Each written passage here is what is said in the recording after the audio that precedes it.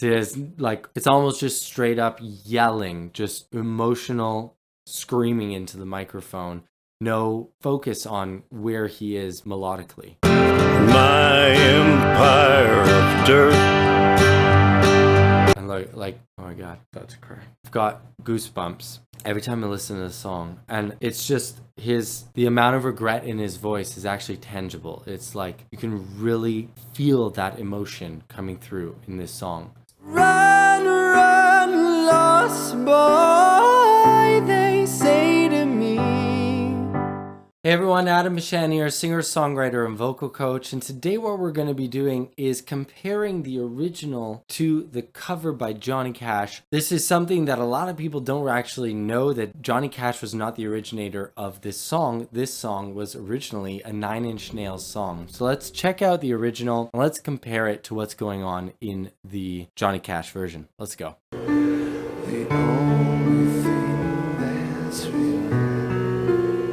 All right, so first off, the instrumentation is going to be very different from that of Johnny Cash's version. There is a lot more tension built up in the chords that are played behind the vocal. And the vocal itself, he's not really worried about singing on pitch. Pitch is by far not his number one concern in singing this song. I would say his number one concern when he's singing this song is to give over that emotion that is driving this song. I mean, Hurt is the title of the song. That's what his focus and his drive is singing this. So we're not going to approach it from the regular like technique, very focused, like what's going on pitch wise. We're going to focus more on the emotional aspects that are happening in this song. If you want to see an uncut version of this video, check out the link in the description.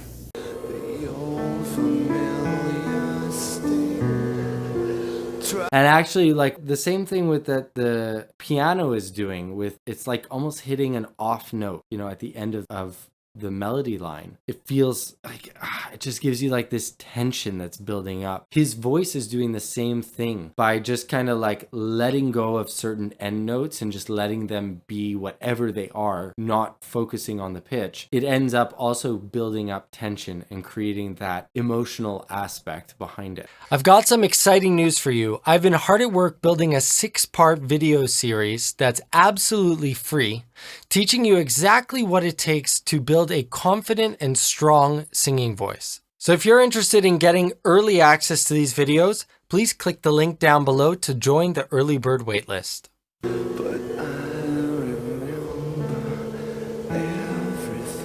So, I mean, he creates a really eerie effect there with his voice, pulling it away, going really, really soft and almost like to a whisper, but it's not like a soft, sultry whisper. It's more of a whisper that is almost like a horror movie type of whisper. It definitely has an eerie vibe to it.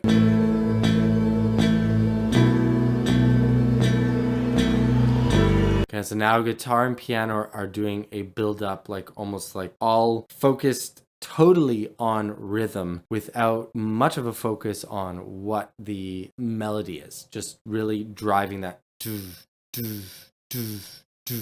keeping that very, very pulsing rhythm going.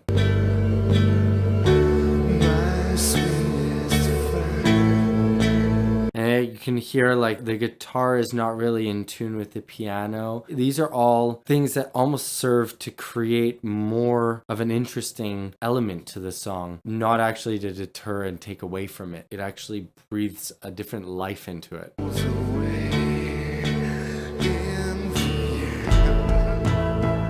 And it's intense, intense emotion there. He's almost like smiling, but it's like it's an interesting, I don't even know, like his smile, it's not a grimace, but it's like he's smiling knowing that like this is such a terrible topic to be discussing. It's like, it's so bad that he's smiling.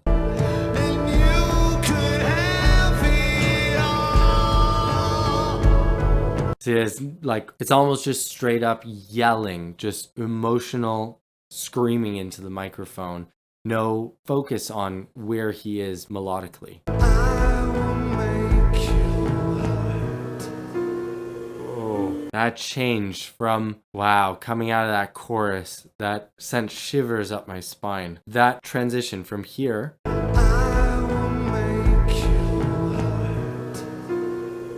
That is a very eerie transition. I wear this crown of full of broken thoughts. And it's like basically whispering it, just like as if he's talking it. There's not really any singing in that part. It's very spoken.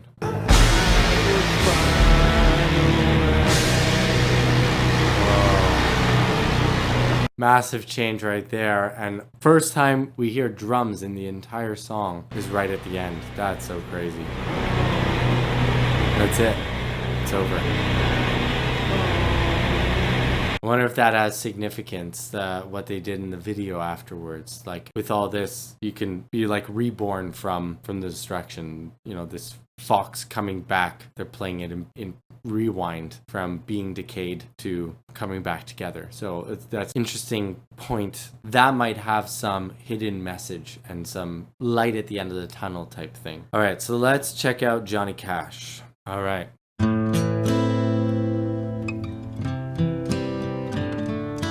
So already right now you can hear he put his own spin on this song, right? It is not the same eerie vibe that Nine Inch Nails has. There's not the same tension created in the chords. It all kind of fits. It's definitely like, it almost sounds like it's flipped, where Johnny Cash's version is more of the commercial, like, first release, and then Nine Inch Nails would have done a cover of it, but it's the opposite.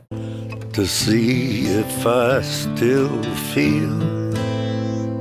So there's Johnny Cash's warm, rich baritone voice with a very, very clearly laid out melody. So much more melodic, so much more commercial, so much more in line with what the average listener would be expecting from a song, as opposed to the raw, emotional Nine Inch Nails approach. Not to say that this doesn't have a massive amount of emotion built into it. It just has this little bit more polished, a little bit more final type of sound to it. The old familiar sting. And so there's the piano is starting to create a little bit of dissonance, a little bit of tension in the song. As of right now, the acoustic guitar fits beautifully, but then that piano creates a little bit of tension. Also, something was genius on his part was attaching it to making it his own and making it like it sounds like his life story. That very clearly comes across in his performance of the song. Just his voice is full of emotion, full of what sounds like a little bit of regret. It's an intense song sung specifically by Johnny Cash. What have I become? Okay, so before was very amelodic, just a pounding of the guitar and the piano in the Nine Inch Nails version. Here is a very clear melody, very light. It's much more easy listening. It's definitely not as intense as the Nine Inch Nails version. My empire of dirt.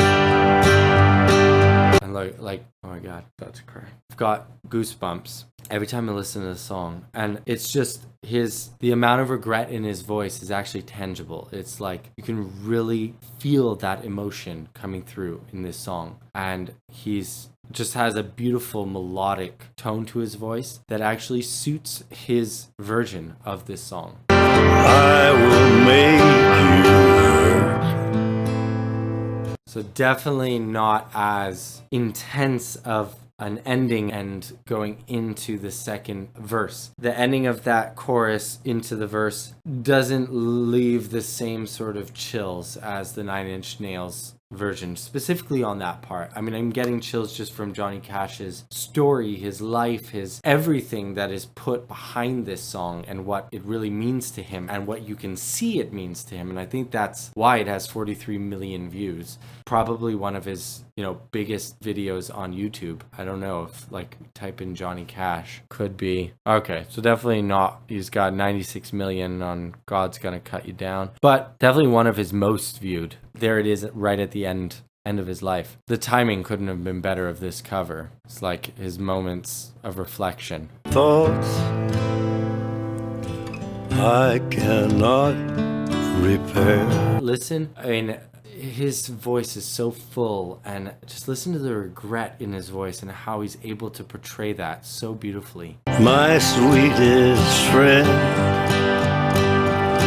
The way that they use the music video to bring in new meaning to the song, and as it's progressing, now the second verse, seeing his wife standing there looking at him, brings a whole new meaning to that chorus, my sweetest friend, that he's telling this to his wife. I would find a way.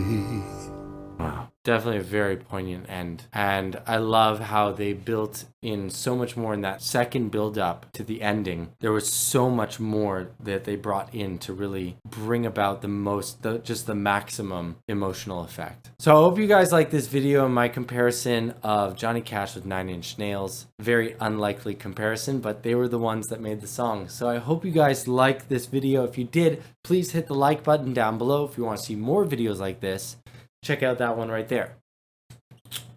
Right there. You're going to like it too.